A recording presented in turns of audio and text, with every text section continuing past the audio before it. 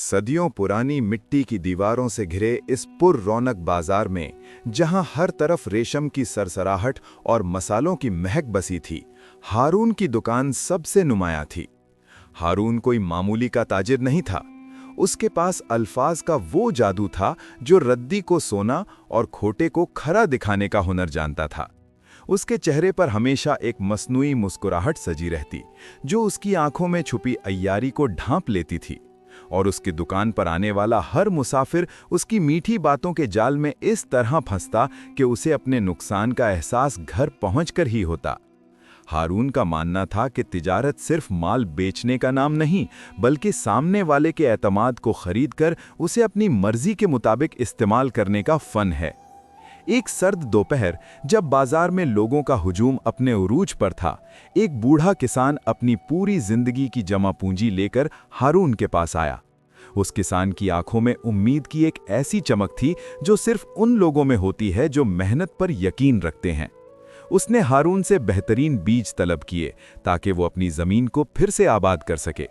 हारून ने बोसीदा और कीड़ा लगे हुए बीजों की थैली उठाई और बड़ी महारत से उन पर चमकदार तेल मलकर उन्हें नया और तवाना दिखाने की कोशिश की।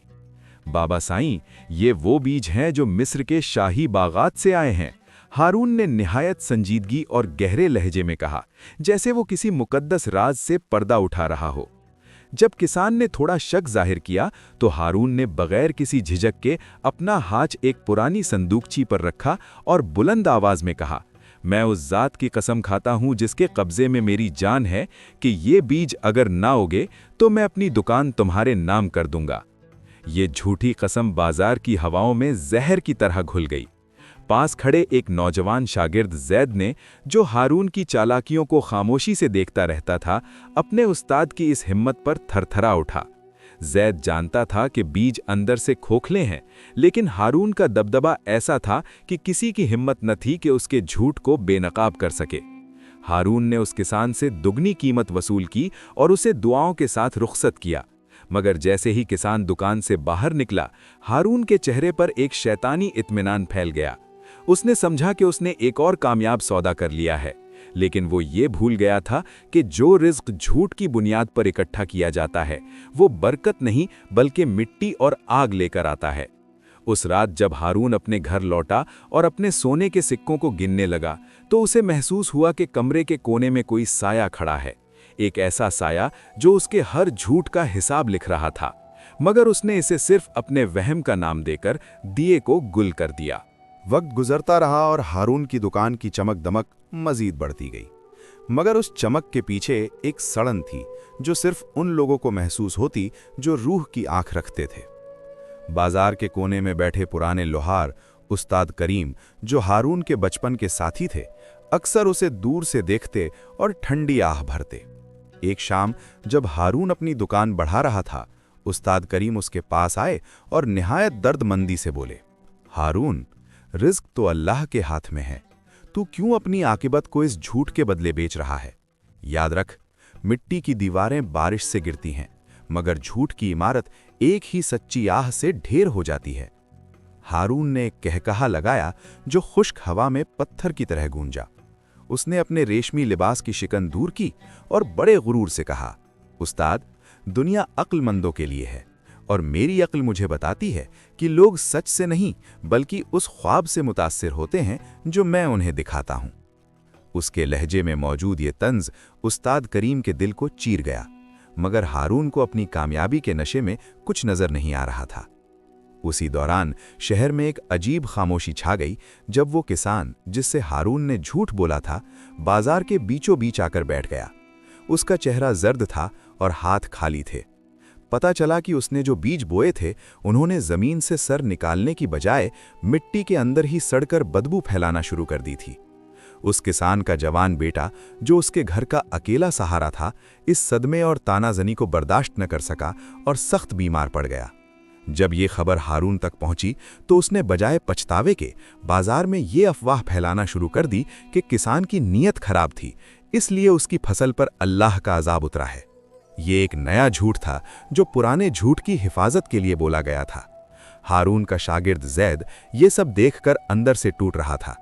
वो देख रहा था कि कैसे उसके उस्ताद के एक झूठ ने एक हंसते बसते घर को उजाड़ दिया था।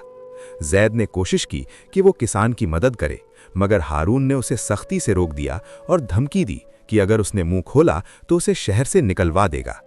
हारून का झूठ अब एक अजदहा बन चुका था, जो न सिर्फ दूसरों को बल्कि अब उसके अपने इर्द गिर्द के माहौल को भी निगल रहा था। एक रात हारून ने ख्वाब देखा कि वो सोने के सिक्कों के ढेर पर बैठा है, मगर जैसे ही वो किसी सिक्के को छूता है वो बिच्छू बनकर उसे डस लेता है। वो पसीने में शराबोर उठ बैठा। उसके सीने में एक अजीब सा बोझ था, जैसे कोई भारी पत्थर उसके दिल पर रख दिया गया हो। उसने पानी पीने के लिए सुराही उठाई, मगर उसे महसूस हुआ कि पानी का जायका कड़वा हो चुका है। ये उसके अंदरून की तबाही का आगाज था। उसने झूठ को अपना हथियार बनाया था, मगर अब वही हथियार उसकी अपनी रूह को जख्मी कर रहा था। वो दरवाजे की तरफ भागा ताकि ताज़ा हवा ले सके, मगर बाहर की फजा में भी उसे उन्हीं लोगों की सिसकियां सुनाई देने लगीं जिन्हें उसने अपनी जिंदगी में धोखा दिया था। हारून की दुनिया अब सिमट रही थी और उसकी बेबसी का वो लम्हा करीब आ रहा था जहां उसके पास रोने के लिए भी कोई सच्चा आंसू नहीं बचेगा। हारून की अय्यारी का दायरा अब बाजार की दीवारों को लांघकर शहर के बड़े सरदारों के दरबार तक पहुंच चुका था। उसने एक ऐसी तिजारती साजिश की बुनियाद रखी थी जिसमें उसने शहर के ज़ख़ीरा अंदोज़ों के साथ मिलकर अनाज की कीमतों को मसनूई तरीके से बढ़ा दिया। वो घरों में जाकर लोगों को ये झूठ बोलता कि अगले साल क़हत आने वाला है, इसलिए वो अपना बचा कुचा सोना देकर उससे अनाज खरीद लें। लोग खौफ के मारे अपना जेवर और ज़मीनें हारून के कदमों में भेर करने लगे। हारून की हवस का ये आलम था कि उसने बेवाओं के जेवरात और यतीमों के हिस्से की ज़मीनें भी झूठ और मक्र के ज़रिए अपने नाम करवा गईं। उसका घर अब किसी किले की तरह मजबूत हो चुका था, मगर उस किले की हर ईंट किसी न किसी की बद्दुआ से गीली थी। जैद, जो अब तक खामोश तमाशाई था, अब मजीद न सह सका।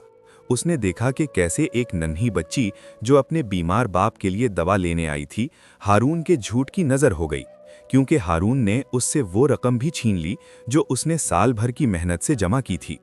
जैद ने दुकान छोड़ने का फैसला किया, मगर हारून ने उसे अपनी मीठी बातों से दोबारा फंसाने की कोशिश की। जैद, ये दुनिया उन लोगों के लिए है जो शतरंज की चाल समझते हैं। देखो, आज मेरे पास वो सब कुछ है जो किसी शहजादे के पास होता है। हारून ने अपने संदूक खोलते हुए कहा, जो हीरे जवाहरात से भरे थे। मगर जैद ने सिर्फ इतना कहा, उस्ताद, आपके पास सब कुछ है, मगर सुकून की एक सांस नहीं। आपकी नींद में खौफ है और आपकी जगह में तन्हाई। ये कहकर जैद चला गया, मगर उसके अल्फाज हारून के दिल में नश्तर की तरह चुभे रहे। उसी रात शहर में एक अजीब बीमारी फैली जिसने मवेशियों को निशाना बनाया। हारून के वो तमाम जानवर जो उसने धोखे से इकट्ठे किए थे, एक एक करके मरने लगे। हारून ने कोशिश की कि वो इस नुकसान को भी झूठ के जरिए किसी और के सर थोपे, मगर इस बार फिजा बदल चुकी थी। लोगों के दिलों में दबे हुए गम अब गुस्से की शक्ल इख्तियार कर रहे थे। हारून ने जब देखा कि उसका माल खत्म हो रहा है तो उसने आखिरी दांव खेलने का सोचा। उसने ऐलान किया कि उसके पास एक ऐसी मुकद्दस दवा है जो हर बीमारी का इलाज है, जबकि वो सिर्फ रंगीन पानी और कुछ खुश्क पत्ते थे। उसने इस झूठ को सच साबित करने के लिए अल्लाह के नाम की कस्में खाईं और मुकद्दस किताबों का हवाला दिया ताकि लोग उस पर यकीन कर लें। ये शिर्क और झूठ का वो मकाम था जहां कुदरत का सब्र जवाब दे गया। उसी शाम जब वो बाजार में खड़ा अपनी दवा बेच रहा था, अचानक आसमान पर काले बादल छा गए, मगर ये बारिश के बादल नहीं थे, बल्कि एक आने वाले तूफान का पेश खैमा थे। हारून के हाथ पैर फूल गए जब उसने देखा कि उसकी दुकान की छत पर एक अजीब सी आग नमूदार हुई है।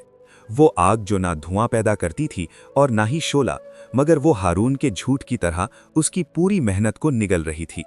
वो आग जो हारून की दुकान से उठी थी, वो सिर्फ लकड़ियों को नहीं जला रही थी, बल्कि उस झूठ के सोने को राख कर रही थी जिस पर उसने अपनी पूरी जिंदगी की इमारत खड़ी की थी।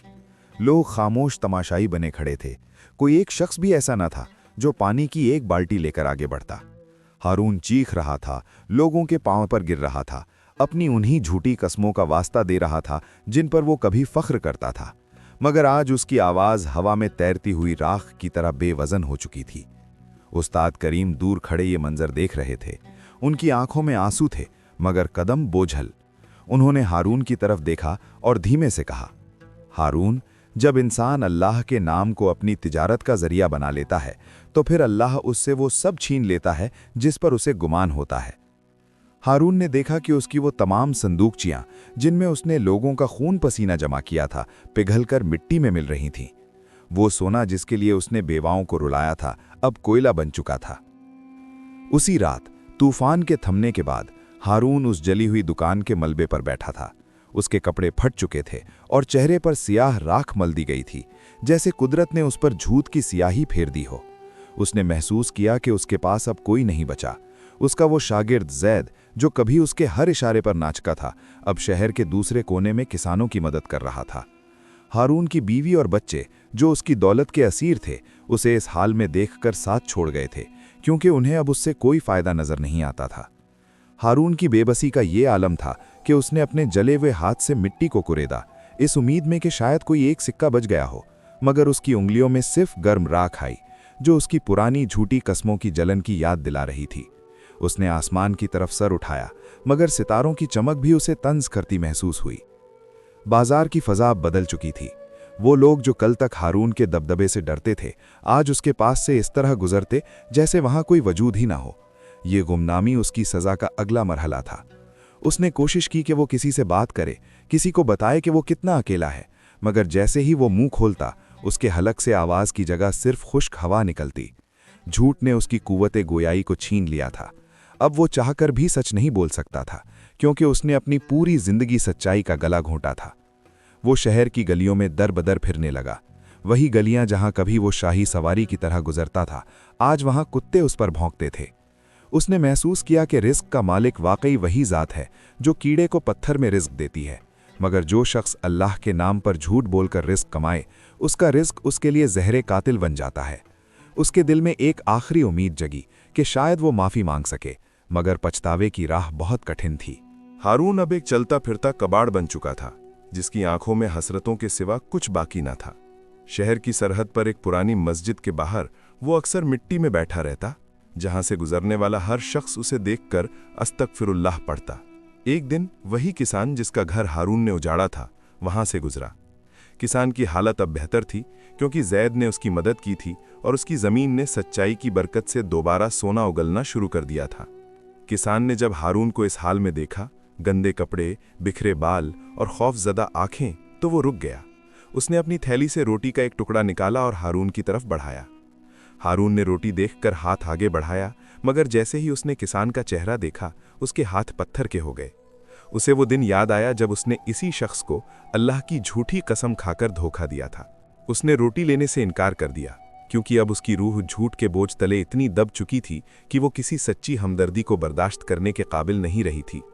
उसी रात हारून ने फैसला किया कि वो संदूकची को दरियाफ्त करेगा, जो उसने बरसों पहले मस्जिद के करीब एक दरख्त के नीचे छुपाई थी, जिसमें उसने अपने आखिरी सोने के सिक्के रखे थे। वो अंधेरी रात में पागलों की तरह जमीन खोदने लगा। उसके नाखूनों से खून निकलने लगा, मगर उसकी हिर्स उसे रुकने नहीं दे रही थी। आखिरकार उसके हाथ एक सख्त चीज से टकराए। उसने उम्मीद और खौफ के मिले जुले जज्बात के साथ संदूकची बाहर निकाली। जब उसने उसे खोला तो उसकी चीख निकल गई। संदूक में सोना नहीं था, बल्कि वही कीड़े लगे हुए खोखले बीज थे जो उसने किसान को दिए थे, और उन बीजों में से काले बिच्छू निकलकर उसके हाथों पर रेंगने लगे। ये उसके झूठ का तजस्सुम थे, जो अब उसे डसने के लिए बेताब थे। वो वहां से भागा, चीखता हुआ, रोता हुआ, मगर रास्ता उसे कहीं नहीं ले जा रहा था। वो उसी बाजार के बीचों बीच पहुंच गया जहां से उसने अपने झूठ का कारोबार शुरू किया था। फजर की अजान की गूंज हवा में थिर्री, अल्लाहु अकबर, और हारून ने महसूस किया कि उसके वजूद की हर ईंट गिर रही है। उसने सजदे में गिरने की कोशिश की, मगर उसकी गर्दन अकड़ चुकी थी, जैसे झूठ ने उसे हमेशा के लिए सख्त कर दिया हो। उसने आखिरी बार आसमान की तरफ देखा। उसकी जबान हिली। वो माफ़ी मांगना चाहता था, मगर उसके मुंह से सिर्फ राख और खुश्क मिट्टी निकली। वो वहीं मिट्टी में ढेर हो गया, एक ऐसी इबरत बनकर जिसका जिक्र शहर के लोग सदियों तक करते रहे। लोग कहते हैं कि आज भी उस पुराने बाजार के मलबे से कभी कभी एक ऐसी आवाज़ आती है जो लोगों को झूठी कस्मों से डराती है। हारून की दास्तान ने यह सबक छोड़ा कि रिज़्क का मालिक अल्लाह है, और जो शख्स झूठ के जरिए उसके दिए हुए रिज़्क में मिलावट करता है, वो ना दुनिया का रहता है ना आखिरत का। उसका किस्सा एक पुरअसरार खामोशी में ढल गया, मगर उसकी बेबसी आज भी हर उस ताजिर के लिए एक नसीहत है जो नाप तौल और ज़बान में खोट रखता है।